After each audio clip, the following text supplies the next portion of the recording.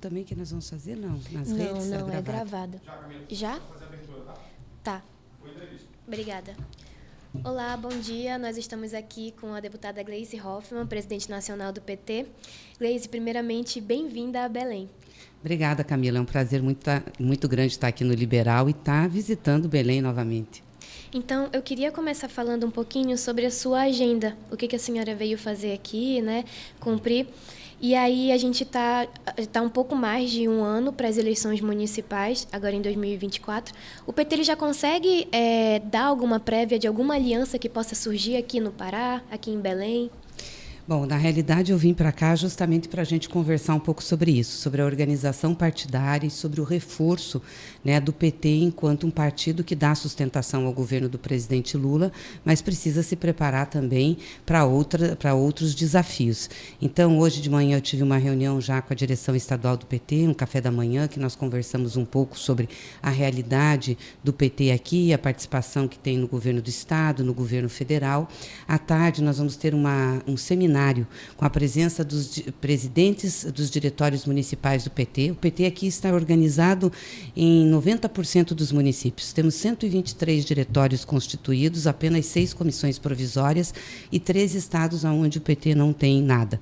E hoje a direção estadual disse que até início do ano que vem nós vamos estar organizados em 100% dos municípios. Isso é muito importante, senão você não participa do pleito municipal. Então, à tarde nós vamos falar um pouco sobre organização partidária, como nos preparar para a eleição de 24 e como constituir uma aliança. Obviamente que aqui nós temos uma relação muito próxima com o MDB, né, com o governador Jader, no Pará. Foi importante para nós esse apoio que ele deu ao presidente Lula, primeiro e principalmente no segundo turno.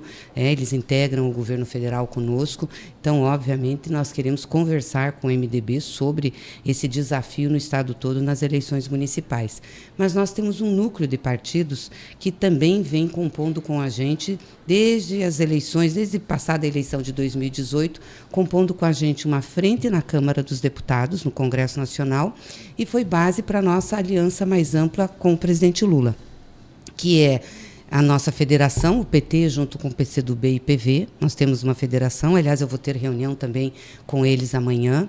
A Federação Rede PSOL, que tem também caminhado conosco, e aqui em Belém a gente tem essa relação com o prefeito Edmilson, que é do PSOL, e temos também relação com o PSB e PDT.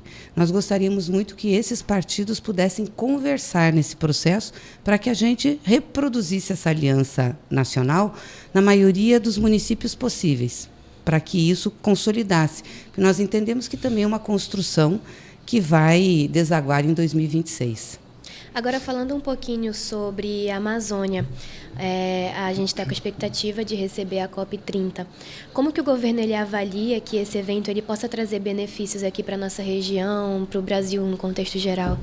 Não, primeiro, a visibilidade do país de receber a COP30 já é grande, né? Segundo, a do Estado. Se vir para o Pará é colocado na política internacional, o que é muito importante. A vinda de pessoas para cá, isso tudo é importante até do ponto de vista econômico. E os investimentos que têm que ser feitos, né? Hoje eu estava conversando com o senador Beto Faro, também com alguns companheiros que integram a prefeitura, que compõem o secretariado do prefeito Edmilson, dizendo já dos compromissos que o governo federal tem estabelecido para investimentos aqui, visando a realização da COP30. Você precisa preparar a cidade, né? Vai receber mais gente, tem que ter infraestrutura. Então, ele falando que já foram liberados 150 milhões para o Parque Urbano Igarapé, que são obras de saneamento básico que são importantes. Mas já está na pedida endereçada para o governo federal também a reforma do Vero-Peso, que vai ser importante, a reforma do mercado São Brás, o corredor verde, que é a relação entre o aeroporto e as saídas de Belém, e também os locais onde vão se desenvolver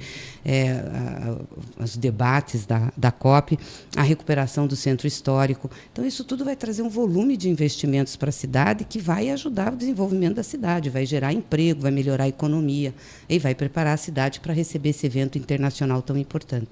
E ainda dentro dessas ações que estão sendo realizadas, como que o governo ele tem agido, né? O que ele tem implementado para conseguir garantir ainda mais o protagonismo da Amazônia? Olha, primeiro eu acho que a recuperação de uma política de proteção e conservação ambiental focado naquilo que nós sempre defendemos, né? O respeito às terras indígenas, o respeito às reservas, o respeito aos parques, enfim, isso nós não podemos deixar que seja comprometido. Então, estamos reestruturando, o governo está reestruturando o IBAMA, os órgãos de controle, de fiscalização para atuar. Obviamente que nós estamos em 4 meses de governo e toda essa estrutura foi destruída, né? Segundo, mostrar que há alternativas de desenvolvimento para a Amazonas, né? Então, nós não podemos ter só uma política restritiva, temos que ter também políticas que incentivem o desenvolvimento.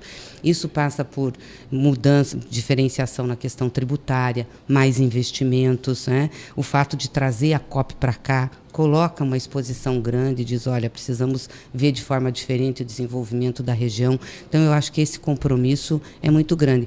Além de trazer novamente os programas e projetos que nós tínhamos e que foram cortados, né? Essa relação de respeito, por exemplo, do Estado do Pará e de toda a região com o governo federal. Nós estamos recuperando agora projetos importantes que trazem desenvolvimento. Por exemplo, a questão das rodovias, das estradas federais, que estavam praticamente sem cuidado, sem manutenção. Já foram liberados recursos, o DENIT daqui já está trabalhando nessa manutenção. Isso é importante. O Pará é um dos estados que tem o maior número de obras paradas na área de educação. Quer dizer, o presidente já determinou a retomada dessas obras, muitas já estão sendo retomadas e o Ministério da Educação tem esse foco. A retomada do Minha Casa Minha Vida, né, a ampliação do Bolsa Família, ou seja, programas que trazem recursos que movimentam a economia e que ajudam no desenvolvimento do Estado. Então, a gente consegue elencar alguma lista de prioridade que o governo ele tem implementado também para as minorias aqui do Estado? Minorias em que sentido? As populacionais? Populacionais, isso. Sim. Não, primeiro, o compromisso com a população indígena, com a população quilombola. Né? O presidente Lula criou um ministério voltado à população indígena. Isso é uma coisa inovadora e traz luz, traz foco sobre essa área que é tão importante para nós e que vinha sendo perseguida, não tinha uma política estruturada. Veja o que o presidente Lula fez já em Roraima, né? Foi lá visitar 2 vezes o compromisso que tem com a população indígena lá, com os Yanomamis. Então, acho que isso é muito, muito importante. Também com os quilombolas e, obviamente, a política para as mulheres, que são minorias nas representações públicas, mas são maioria na sociedade. Então, a criação do Ministério da Mulher, com a retomada das casas da mulher brasileira, em que tem um conjunto de serviços para as mulheres que são vítimas de violência, a retomada do Ministério dos Direitos Humanos, da igualdade racial, que foi muito importante, que hoje a gente tem a Aniele Franco como ministra. Então, esse foco, quando você dá nacionalmente, obviamente você faz a política acontecer nos estados, a ser realizada aqui. Então, eu tenho certeza que o Pará já começou a receber investimentos e recursos para essas políticas, mas vai receber muito mais. Agora, deputada, falando um pouco, voltando a nossa conversa, né, para o âmbito nacional, a gente vai entrevistar a abertura da CPMI do 8 de janeiro. Antes o governo ele tinha um posicionamento e agora ele adotou outro. Nesse meio tempo, o que foi que mudou? Como é que vocês estão se posicionando agora em relação a isso? E como que a senhora acredita que isso vai trazer benefícios para a sociedade? É que o governo sempre tem uma posição mais conservadora no parlamento, porque o governo quer ver aprovados os projetos prioritários que ele manda para o parlamento. Então, as suas medidas provisórias, nós estamos lá com o arcabouço fiscal, a reforma tributária. E, obviamente, quando você instala uma CPI, ela acaba sendo o foco das atenções, né? Então, sempre o governo tem posição conservadora.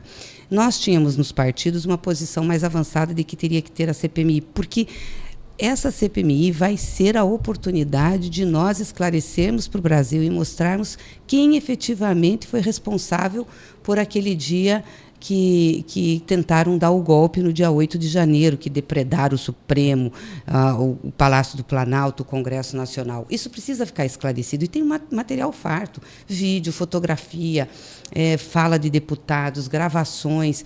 Então, tendo uma CPMI, você tem poder de polícia investigativo, pode quebrar sigilo bancário, quebrar sigilo tributário, sigilo telefônico, nós vamos chegar aos verdadeiros responsáveis, que a gente chama de mentores intelectuais do que aconteceu. Claro que tem que punir também quem esteve lá, quem fez a baderna, quem foi vândalo, tem que punir quem financiou, porque isso custou dinheiro, levar a gente para Brasília, ter aqueles acampamentos em frente às unidades das Forças Armadas, né? Então tem que punir.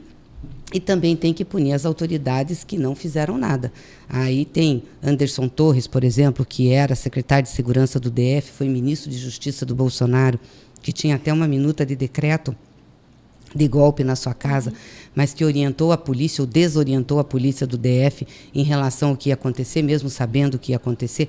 Então, isso tudo vai ser, essa CPMI vai ter nós vamos ter a oportunidade de esclarecer tudo isso e mostrar para a sociedade os verdadeiros culpados. No início dessa semana, a senhora voltou a falar a respeito do presidente do Banco do Campos Neto, do presidente do BC, sobre a questão da redução das taxas de juros aqui no país. Na sua opinião, o que poderia ser feito para melhorar esse cenário e garantir mais qualidade de vida para a população? Acho que o Campos Neto tinha que sair do Banco Central. Ele não tem nada a ver com a política que ganhou nas urnas. Esse negócio de mandato não torna a pessoa imexível. E eu acho que ele está de má fé. As entrevistas que ele tem dado, os depoimentos que ele tem dado no Senado, quase que são de... assinte para o Brasil. Não tem justificativa um juro desse tamanho. Nós não temos a maior inflação do mundo. Muito pelo contrário, o Brasil está entre os países que têm as inflações mais baixas, mas temos a maior taxa de juros do mundo. Nossa taxa de juros real é mais que o dobro do país que está em segundo lugar. Isso impede a economia de crescer. O governo está fazendo um esforço, né, retomando os investimentos, as obras em estradas de conservação, Minha Casa Minha Vida, programas importantes como Mais Médicos. Isso gera emprego, porque você precisa empregar as pessoas para fazer. Emprego gera renda, ajuda a economia. Agora, o governo sozinho não vai dar conta disso, porque os maiores investimentos são privados.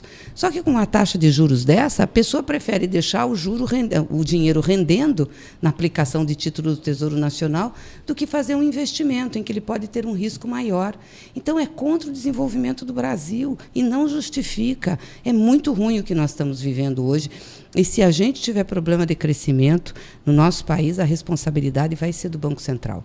E na lei de autonomia do Banco Central, diz o seguinte, que ele é responsável para atingir a meta da inflação, reduzir a inflação, mas também, subsidiariamente, ele é responsável pelo desenvolvimento e pela geração de emprego. E eles não estão cuidando disso, simplesmente estão deixando isso de lado.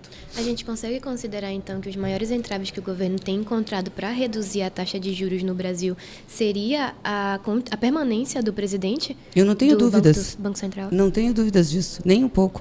Não adianta que o Banco Central diz assim, porque tem que ter política fiscal responsável, etc. Tem um esforço do governo agora com o arcabouço fiscal, que foi mandado para o Congresso, que substitui o teto de gastos, que nos impediu de fazer investimentos no país. Mas, mesmo assim, o presidente do Banco Central diz que isso não tem correlação direta, que é importante o esforço, mas isso não tem correlação direta.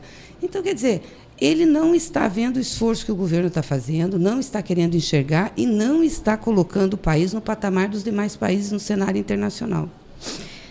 Agora, no início de maio, vai ter a reunião do Copom. Inclusive, o titular da Casa Civil, ele já falou que tem as expectativas de que os juros eles baixem com essa reunião, né? A senhora acredita que pode ser um início de um caminho para começar as negociações? Eu espero que sim, porque é o que nós precisamos, que os juros baixem. E se baixar nessa reunião do Copom, a expectativa de baixa para frente é maior. E isso já tem implicação na economia, nos investimentos, digamos, no ânimo dos empreendedores, dos empresários. Mas pelo que eu estou vendo do comportamento do Campos Neto, o que ele falou no Senado nos últimos 2 dias, as entrevistas que ele dá, quer dizer, eu acho pouco provável. Ele está fazendo política. Aliás, ele foi no Senado só agora. Antes de ir no Senado, ele deu entrevista para uma série de canais de TV, jornal, foi falar para investidores. Por que o presidente do Banco Central vai falar para investidores? E ainda foi lá falar desanimadamente, entendeu? De forma a dizer que estava ruim o cenário. Quer dizer, ele tem que ficar dentro do Banco Central, ele fala pela ata do Copom, que, aliás, já foi muito política a última que saiu. Então, eu realmente espero que ele se recoloque como presidente do Banco Central e pare de fazer política. Existe alguma meta, deputada, do governo alcançar nessa redução? Não, nós gostaríamos que os juros estivessem baixos já nessa época, na situação de neutralidade, que seria menos da metade do que está, para você poder ter estímulo, né? Se o juro está numa situação de neutralidade, a opção aí fica no empresário que ele quer, aí vai para o investimento. Mas teríamos que ter juros que realmente fizessem as pessoas investirem. Não tem justificativa essa taxa que nós estamos vivendo no Brasil. Falando um pouquinho sobre a PL das fake news, né? A oposição tem falado que é uma medida que vai trazer censura. O que a senhora acredita que vai trazer de melhorias? Como o governo tem se posicionado a respeito disso? Não, eu não acredito que vai trazer censura. Ela tem foco para não deixar a mentira e a violência agraçarem nas redes. Eu não posso achar que é democrático, que é liberdade de expressão, quando alguém vai para a rede social incitando a matar outra pessoa. Isso não é liberdade de expressão. Isso é incitamento à violência, e o ódio é crime. Não pode acontecer. Ou mesmo quando alguém vai para a rede e mente deslavadamente sobre outra pessoa, sobre uma situação. Como aconteceu em relação às vacinas. Que quem tomasse vacina ia morrer, que quem tomasse vacina ia acontecer isso. Você lembra a campanha que fizeram? E aí muitas pessoas não tomaram vacina e morreram de Covid. Então, isso não pode acontecer, isso não é liberdade de expressão. É para isso que essa lei está sendo votada, porque tem que ter um arcabouço legal, até para as pessoas conhecerem de antemão o que está sendo criminalizado. E saberem, olha, isso eu não posso fazer, porque está sendo criminalizado, então isso vai ter consequência. Então, acho que isso é muito importante.